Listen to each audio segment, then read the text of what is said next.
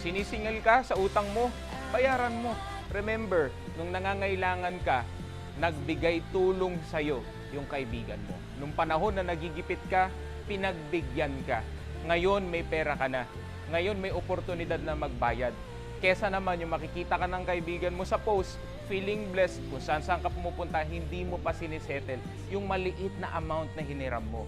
Remember, kinolateral mo yung pagkakaibigan nyo sa magkano? 2,000, 3,000. Hindi mo babayaran. Pag sisingiling ka, ikaw pa yung galit. Huwag ganun, kaibigan.